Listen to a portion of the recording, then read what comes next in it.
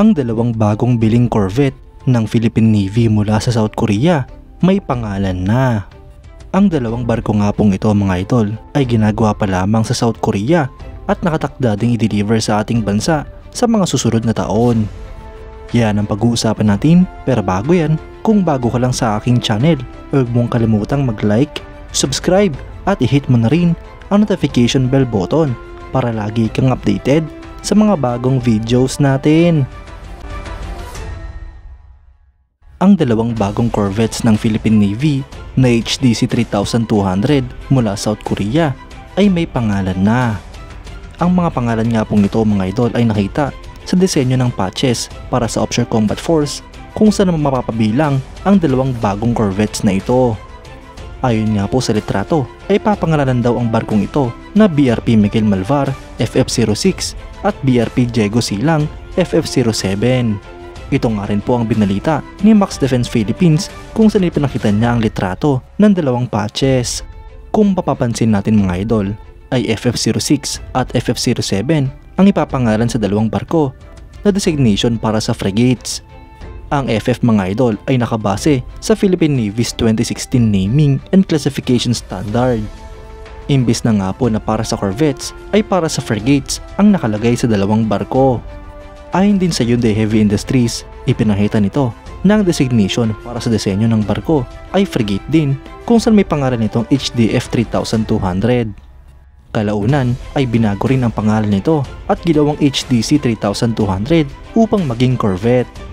Ang isa pang pagkakaiba dito mga idol, ang hull number ng dalawang bagong corvette ay nagsimula sa numerong 06 at 07 at hindi sinunod sa numero ng Jose Rizal class frigate na 150 at 151. Kaya't kung classified bilang frigate ang dalawang barkong ito ay dapat sana ang hull number nito ay 152 at 153. Tandaan nga po natin mga idol na hindi pa final ang naming at designation ng Philippine Navy para sa bawat barko ng ating bansa hanggat hindi pa ito nalalaunch. Kaya't ang FF06 at FF07 ay posible pang mapalitan at maging designation para sa corvette. Ngunit ang malaking tsansa lamang dito mga idol ay ang magiging pangalan ng dalawang barkong ito na BRP Miguel Malvar at BRP Diego Silang.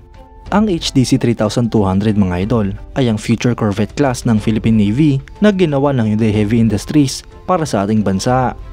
Ang Philippine Navy ay inaasahan ng delivery ng dalawang bagong corvette na in-acquire sa ilalim ng Corvette Acquisition Project ng Revised Armed Forces of the Philippines Modernization Program Horizon 2 Phase simula 2018 hanggang 2022. Ngayon nga po na nagawa na ang first steel cutting noong May 11, 2023 at noong November 22, 2023 para sa dalawang barko ay inaasahan na nga pong may deliver ang dalawang barkong ito sa lalong madaling panahon sa mga susunod na taon. Ang kada barko mga idol ay may displacement na 3,200 tons, may haba itong 118 meters, beam na 14.9 meters, draft na 3.7 meters at depth na 7.2 meters. Ang installed power naman dito mga idol ay 4 na MTU STX diesel generators, habang ang propulsion naman ay combined diesel and diesel arrangement na 4 na MTU STX diesel engines. Para sa maximum speed, ang barkong ito ay meron 25 knots na maximum speed, habang ang range naman ay hanggang 4,500 nautical miles. Para sa endurance naman mga idol, ang bawat barko ay posibleng tumagal hanggang sa 20 days na walang balikan. Kompleto nga rin po ito sa sensors and processing systems mga idol tulad ng Hanwha Systems Naval Shield, EL/M 2258 Alpha S-Band 3D AESA Multifunction Radar, Identification Friend or Foe System, Fire Control Radar, Link 16 LOS Data Link, Link 22 BLOS Data Link at marami pang iba. Para naman sa armament ay meron nga po itong isang Automelara 76mm Super Rapid Gun, isang 35mm close-in weapon system, 8 anti-ship cruise missile sa 2 quadruple launchers, 6 na SEA torpedo launchers sa 2 triple torpedo tube, 16 na cell na forward vertical launching system at 4 na 12.7mm heavy machine guns. Para naman sa aircraft carrying nito ay kaya nga po nito magdala ng isang 10 hanggang 12 ton naval helicopter, habang ang aviation facilities naman ay flight deck at helicopter hangar. Mga idol, kapag na-deliver na sa Pilipinas ang dalawang barkong ito ay siguradong malaking boost ito para sa Philippine Navy lalo pat dadami na naman ang mga warships ng ating bansa.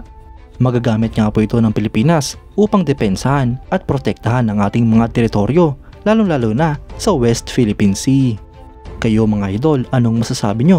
Comment down below for your thoughts and opinions. At yan nga lang po ang pag-uusapan natin ngayon mga idol. Maraming salamat sa panonood. Huwag nyo rin kalimutang mag-like at subscribe bilang suporta sa ating channel. Mabuhay kayo mga idol!